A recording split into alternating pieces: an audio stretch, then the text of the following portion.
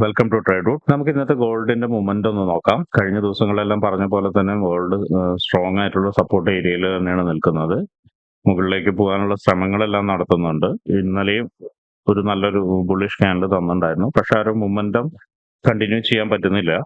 നമുക്ക് എന്തായാലും ഇന്നത്തെ പ്രധാനപ്പെട്ട ഏരിയകളെല്ലാം മാർക്ക് ചെയ്തതിന് ശേഷം ചെറിയ ടൈം ഫ്രെയിമിൽ പോയിട്ട് എങ്ങനെയാണ് എൻട്രി സാധ്യതകൾ എന്നൊക്കെ പരിശോധിക്കാം. ഇപ്പൊ ഡേ ക്യാൻഡിലാണ് നിൽക്കുന്നത്. ഡേ ക്യാൻഡിൽ ഒരു സപ്പോർട്ട് റെസിസ്റ്റൻസ് പിന്നെ അതുപോലെ പ്രധാനപ്പെട്ട എന്തെങ്കിലും ഏരിയകൾ ഉണ്ടെങ്കിൽ മാർക്ക് ചെയ്യാം. ഇപ്പോൾ മാർക്ക് ചെയ്യുന്ന ഒരു സപ്പോർട്ട് ഏരിയ ആണ്. നോക്കിയാൽ കാണാം മൾട്ടിപ്പിൾ ടൈം ഇവിടെ വന്ന് സപ്പോർട്ട് എടുത്തിട്ടുണ്ട്. മുന്നും പലതവണ വന്ന ഒരു ഏരിയ ആണ്. അപ്പൊ അതിനെ സപ്പോർട്ടായിട്ട് മാർക്ക് ചെയ്യണം. ഇനി റെസിസ്റ്റൻസ് എന്ന് പറയാവുന്നത് കഴിഞ്ഞ ആഴ്ച വീണ വലിയൊരു ക്യാൻഡിലിന്റെ ടോപ്പിനെ നമ്മൾ റെസിസ്റ്റൻസ് മാർക്ക് ചെയ്യണം. അതിൻ്റെ ഉള്ളിലൊരു ഫെയർ വാല്യൂ ഉണ്ട്. ഫെയർ വാല്യൂ ഏറെക്കുറെ മാർക്കറ്റ് എടുത്തിട്ടുണ്ട്. മാർക്കറ്റ് എടുത്തിട്ടുണ്ടെങ്കിലും അവിടെ തന്നെയാണ് ഇപ്പോഴും നിൽക്കുന്നത്. അവിടെ നിന്ന് റിജക്ഷൻ വന്നിട്ടുണ്ട്. മൾട്ടിപ്പിൾ ടൈം റിജക്ഷനും കാര്യങ്ങളെല്ലാം വന്നിട്ടുണ്ട്. എന്നിട്ടും മാർക്കറ്റ് അങ്ങോട്ട് തന്നെയാണ് അപ്രോച്ച് ചെയ്യുന്നത്. എനിവേ നമുക്ക് ചെറിയ ടൈം ഫ്രെയിമിലേക്ക് പോയിട്ട് കുറച്ചും കൂടി ക്ലിയർ ആയിട്ടുള്ള എൻട്രി പോയിന്റ് എന്തെങ്കിലും ഉണ്ടോ എന്നുള്ളത് നോക്കാം. അതിനു മുന്നേ ഇന്നത്തെ പ്രധാനപ്പെട്ട ന്യൂസുകളൊക്കെ ഒന്ന് പരിശോധിച്ചതിന് ശേഷം നമുക്ക് തിരിച്ചു വരാം. ഇന്ന് പ്രധാനപ്പെട്ട ന്യൂസ് എന്ന് പറയുന്നത് GBPയിലാണ്. CPI ഇയർലി വരുന്നുണ്ട്. USD ബാങ്ക് ഹോളിഡേ ആണ്. അപ്പോ ഗോൾഡിന് വലിയൊരു മൂവ്മെന്റ് എക്സ്പെക്ട് ചെയ്യേണ്ട. കാരണം USD ബാങ്ക് ഹോളിഡേ ആവുന്ന സമയത്ത് ഗോൾഡ് കൺസോളേഷൻ ആയിരിക്കും കൂടുതൽ സംഭവിക്കുക. എന്തായാലും GBPയിലെ റിയാക്ഷൻ എന്താണ്, അല്ലെങ്കിൽ GBPയിൽ വരുന്ന യൂഷ്വൽ എഫക്ട് എന്താണെന്നൊന്ന് പരിശോധിച്ച് നോക്കാം. GBPയിൽ വരുന്ന actual greater than forecast is good for currency എന്നാണ്. എന്ന് വെച്ചാൽ ഇവിടെ ഫോർകാസ്റ്റ് വന്നിരിക്കുന്നത് 2.0 ആണ്. അതിന് മുകളിൽ എന്തെങ്കിലും ഒരു ഫിഗർ വന്നിട്ടുണ്ടെങ്കിൽ അത് കറൻസി സ്ട്രെങ്ത് ആവുകയും അതിന് താഴെ വന്നിട്ടുണ്ടെങ്കിൽ കറൻസി വീക്ക് ആവുകയും ചെയ്യുകയാണ് പതിവ്. ഇനി നമുക്ക് ചാർട്ടിലേക്ക് തിരിച്ചു വരാം. ചാർട്ടിൽ ഇപ്പൊ നിൽക്കുന്ന 1 ഡേ ടൈം ഫ്രെയിമിലാണ്. നമുക്കത് 4 അവറിലേക്ക് ഒന്ന് ഷിഫ്റ്റ് ചെയ്ത് നോക്കാം. 4 അവറിൽ നല്ല കൺസോൾട്ടേഷൻ നടന്നുകൊണ്ടിരിക്കുന്നുണ്ട്. നോക്കിയാൽ കാണാം നല്ല കൺസോൾട്ടേഷൻ നടന്നുകൊണ്ടിരിക്കുന്നുണ്ട്. നല്ല രീതിയിൽ സപ്പോർട്ട് എടുക്കുന്നുണ്ട്. അതുപോലെ റെസിസ്റ്റൻസിൽ വന്നിട്ട് വീണ്ടും അവിടുന്ന് റെസിസ്റ്റൻസിൽ വന്നിട്ട് തിരിച്ചു വരുന്നുണ്ട്. ഇവിടെ ഒരു ട്രെൻഡ് ലൈൻ ക്രിയേറ്റ് ചെയ്തിരിക്കുന്നത് നോക്കിയാൽ കാണാം. ഒരു ട്രെൻഡ് ലൈൻ ബേസ് ചെയ്തിട്ടാണ് മുകളിലോട്ട് പോകുന്നത്. അതുപോലെ തന്നെ മുകളിൽ നിന്നും ഒരു ട്രെൻഡ് ലൈൻ വരുന്നുണ്ട്. ഈ ട്രെൻഡ് ലൈനിന്റെ ഉള്ളിലാണ് ഇപ്പൊ മാർക്കറ്റ് ട്രേഡ് ചെയ്തുകൊണ്ടിരിക്കുന്നത്. അപ്പൊ അതുകൊണ്ട് നമുക്ക് ഇതിനെ ഇമ്പോർട്ടന്റ് ഏരിയ ആയിട്ട് കണക്ക് കൂട്ടണം. നോക്കിയാൽ കാണാം നല്ല രീതിയിൽ താഴോട്ടേക്ക് വരും. അതുപോലെ തന്നെ മുകളിലോട്ട് പോകും, വീണ്ടും താഴോട്ട് വരും, വീണ്ടും മുകളിലോട്ട് പോകും. ഇപ്പോ മാർക്കറ്റ് ട്രേഡ് ചെയ്യുന്ന ഒരു ക്ലോസ് റേഞ്ചിലാണ്. അപ്പൊ ഇത് ക്ലോസ് റേഞ്ചിൽ നിന്ന് നല്ല രീതിയിൽ മാർക്കറ്റ് ഏത് ഏരിയയിലേക്ക് വേണമെങ്കിലും മൂവ് ചെയ്യാനുള്ള സാധ്യതയുണ്ട്. കൂടുതൽ സാധ്യത കാണുന്നത് അപ്സൈഡിലേക്കാണ്. പക്ഷെ ഇപ്പോഴത്തെ അവസ്ഥയിൽ എപ്പോ മൂവ് ചെയ്യും അല്ലെങ്കിൽ എപ്പോ ബ്രേക്ക്ഔട്ട് തരും എന്ന് നമുക്ക് പറയാൻ കഴിയില്ല. കാരണം ഇന്ന് ഒന്നാമത് പറഞ്ഞിരുന്നാൽ US ബാങ്ക് ഹോളിഡേയ്സ് ആണ്. അപ്പൊ അതുകൊണ്ട് ഇന്നത്തെ ഒരു മൂവ്മെന്റ് ഒരുപക്ഷെ കൺസോളേഷനിൽ തന്നെ ആയിട്ട് നിൽക്കും. എനിവേ നമുക്ക് 4 അവറിൽ പ്രധാനപ്പെട്ട ഏരിയകൾ ഒന്നുകൂടി മാർക്ക് ചെയ്യാം. 4 അവറിൽ വരുമ്പോൾ ഇംബാലൻസ് കഴിഞ്ഞ തവണ മാർക്ക് ചെയ്ത ഇംബാലൻസിനെ കുറച്ചും കൂടി മുകളിലോട്ടേക്ക് വെക്കുന്നുണ്ട്. കാരണം ഇവിടെ ഇംബാലൻസ് പ്ലസ് നല്ലൊരു റെസിസ്റ്റൻസ് ഏരിയ കൂടിയാണ്. അപ്പൊ മാർക്കറ്റ് കുറച്ചും കൂടി മുകളിലോട്ട് പോയി ഈ നേരത്തെ പറഞ്ഞൊരു ബ്രേക്ക്ഔട്ട് തന്നാൽ മുകളിലോട്ട് പോയി കഴിഞ്ഞാൽ ചിലപ്പോൾ താഴോട്ടേക്ക് വരാനുള്ള സാധ്യതയുണ്ട്. എനിവേ ഇന്ന് അത് സംഭവിക്കുമോ എന്നുള്ള കാര്യം വളരെ സംശയമാണ്. 4 അവറിൽ അതുപോലെ തന്നെ ഒരു സപ്പോർട്ട് ഏരിയ നമുക്ക് മാർക്ക് ചെയ്യുന്നുണ്ട്. 4 അവറിൽ ഇപ്പൊ മാർക്ക് ചെയ്യുന്ന ഒരു സപ്പോർട്ട് ഏരിയ എന്ന് പറഞ്ഞാൽ ഇതാണ്.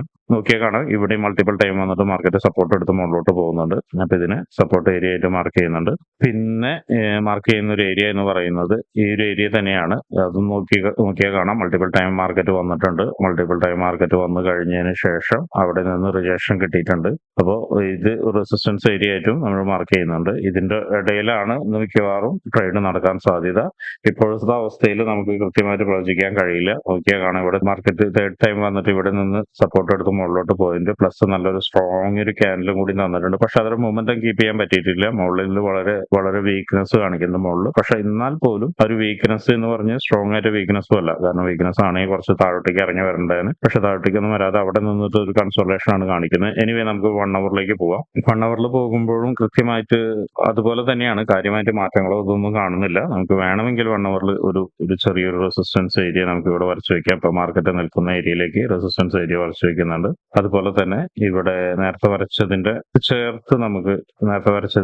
ചേർത്ത് നമുക്കൊരു സപ്പോർട്ട് വരയ്ക്കാം. ആ ഒരു സപ്പോർട്ട് അതുപോലെ തന്നെ നിന്നോട്ടെ. കാരണം 4 അവറിന്റെയും 1 അവറിന്റെയും സപ്പോർട്ട് ഒരുപോലെ തന്നെ നിന്നോട്ടെ. ഇനി മാർക്കറ്റിന് എൻട്രി എടുക്കാൻ പറ്റിയ പോയിന്റ്സ് ഏതൊക്കെയാണെന്നുള്ളത് നോക്കാം. എൻട്രി എടുക്കാൻ പറ്റിയത് നമുക്ക് ചെറിയ ടൈം ഫ്രെയിമിലേക്ക് പോകേണ്ടതുണ്ട്. ചെറിയ ടൈം ഫ്രെയിമിൽ 50 മിനിറ്റ്സിലോട്ട് നമുക്ക് പോവാം. 50 മിനിറ്റ്സിലോട്ട് പോകുന്ന സമയത്ത് നല്ല രീതിയിൽ കൺസോളേഷൻ ഇവിടെ നടന്നിട്ടുണ്ട്. നോക്കിയാൽ കാണാം നല്ല രീതിയിൽ നടന്നിട്ടുണ്ട്. പക്ഷെ ഒരു ഒരു റിലീഫ് എന്ന നിലയിലേക്ക് അങ്ങോട്ടോ മുകളിലോട്ടോ താഴോട്ടേക്കോ മാർക്കറ്റ് വന്നിട്ടില്ല. അത് ഈ കൺസോളിഡേഷൻ സമയത്ത് നമുക്കിപ്പോ ഒന്നും എടുക്കാതിരിക്കുകയായിരിക്കും നല്ലത്. ഒരു എൻട്രി എടുക്കാതിരിക്കുകയായിരിക്കും നല്ലത്. ഈ കൺസോളിഡേഷൻ ഇങ്ങനെ തന്നെ നിൽക്കട്ടെ. അപ്പൊ ഞാൻ നോക്കുന്നത് അല്ലെങ്കിൽ ഞാൻ കാണുന്നത് ഒരു എൻട്രി പോസിബിലിറ്റി എന്ന് പറയുന്നത് ഈ ഒരു ഹൈനെ ബ്രേക്ക് ചെയ്ത് റിജക്ഷൻ വരികയാണെങ്കിൽ, അതിനെ ബ്രേക്ക് ചെയ്ത് റിജക്ഷൻ വരികയാണെങ്കിൽ നമുക്കൊരു സെൽ എൻട്രി ഉണ്ട് ഇവിടെ. അതുപോലെ തന്നെ ഈ ഒരു ലോ എന്ന് പറയുന്നത് വളരെ ഇമ്പോർട്ടന്റ് ആയ ലോ ആണ്. ഈ ലോയിനെ ബ്രേക്ക് ചെയ്ത് താഴോട്ടേക്ക് കുറച്ചും കൂടി ഇറങ്ങി ഈ പറഞ്ഞ സപ്പോർട്ട് ഏരിയയിലേക്ക് എവിടേക്കെങ്കിലും വന്നു കഴിഞ്ഞു കഴിഞ്ഞാൽ നമുക്കൊരു ബൈ എൻട്രി ഉണ്ട്. ഈ കൂടുതൽ സാധ്യത സെൽ എൻട്രിക്കാണ് കാണുന്നത്. 15 മിനിറ്റ്സിന്റെ ഇതിൽ കൂടുതൽ സാധ്യത സെൽ എൻട്രിക്കാണ് കാണുന്നത്. പക്ഷെ ഇപ്പോൾ നമുക്കൊരു എൻട്രി എടുക്കാൻ പറ്റിയൊരു സമയമല്ല. നേരത്തെ പറഞ്ഞ പോലെ തന്നെ ഒരു കൺസോളേഷൻ ഏരിയയിലാണ് മാർക്കറ്റ് നിൽക്കുന്നത്. അപ്പോൾ മാർക്കറ്റിന്റെ മൂവ്മെന്റ് എങ്ങനെയാണെന്നുള്ളത് നോക്കട്ടെ.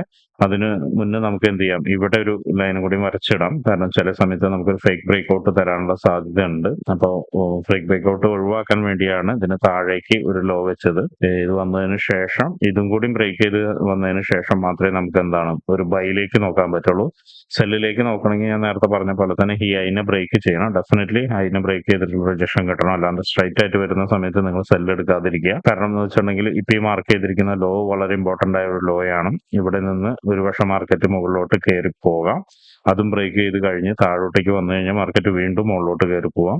എന്തായാലും നമുക്ക് ലൈവ് മാർക്കറ്റിൽ ഇരുന്നിട്ട് എങ്ങനെയാണെന്നുള്ളത് നമുക്ക് നോക്കാം. ഇപ്പോഴത്തെ അവസ്ഥയിൽ ഒരു എൻട്രി നമുക്ക് ഇപ്പോഴും പ്രെഡിക്റ്റ് ചെയ്യാൻ പറ്റുന്നില്ല. ഒരുപക്ഷെ നേരത്തെ പറഞ്ഞ പോലെ നമുക്ക് മുകളിലോട്ട് ബ്രേക്ക് തന്നാൽ അത് മിക്കവാറും ലണ്ടൻ സെക്ഷൻ സമയത്തായിരിക്കും തരിക. ഇങ്ങനെ ഒരു ചെറിയ സ്റ്റോപ്പ് ലോസ് വെച്ചിട്ട് നമുക്ക് എന്ത് ചെയ്യാം, ഇവിടേക്ക് ടാർഗറ്റ് വെക്കാം. ഏകദേശം ഒരു 200 പിപ്പോളം ടാർഗറ്റ് വെക്കാം. തിരിച്ചും അതുപോലെ തന്നെയാണ്. ഇവിടെ താഴോട്ട് വന്നു കഴിഞ്ഞു കഴിഞ്ഞാൽ ഇവിടെ നിന്ന് നല്ല രീതിയിലൊരു റിയാക്ഷൻ കാണിക്കണം. റിയാക്ഷൻ എന്ന് വെച്ചാൽ മാർക്കറ്റ് ചേഞ്ച് ആവുന്ന റിയാക്ഷൻ കാണിക്കണം. അപ്പൊ അങ്ങനെയാണെങ്കിൽ നമുക്ക് ഈ ഒരു ഹൈന് വരെ നമുക്ക് എന്ത് ചെയ്യാം, ടാർഗറ്റ് വെക്കാം.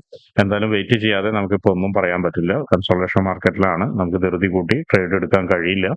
എനിവേ, എല്ലാവരും സൂക്ഷിച്ചും കണ്ടും ട്രേഡ് എടുക്കുക. നല്ല രീതിയിൽ പഠിച്ചും അറിഞ്ഞും മാത്രം ട്രേഡ് എടുക്കുക. കയ്യിലിരിക്കുന്ന ക്യാപിറ്റൽ വാഷ് ഔട്ട് ചെയ്യാതിരിക്കുക. നിങ്ങൾക്ക് ആർക്കെങ്കിലും ഫോറക്സ് ട്രേഡിങ്ങിനെ കുറിച്ച് പഠിക്കാൻ താല്പര്യമുണ്ടെങ്കിൽ, ഫ്രീ ആയിട്ട് പഠിക്കാൻ താല്പര്യമുണ്ടെങ്കിൽ, ഈ വരുന്ന ജൂൺ 29 നമ്മുടെ പുതിയ ബാച്ച് സ്റ്റാർട്ട് ചെയ്യുന്നുണ്ട്. അതിൽ ഭാഗമാകാൻ താല്പര്യമുള്ള ആളുകൾ വീഡിയോയുടെ ഡിസ്ക്രിപ്ഷനിൽ കാണുന്ന കമ്മ്യൂണിറ്റി ലിങ്കിൽ കയറി ജോയിൻ ചെയ്യുക.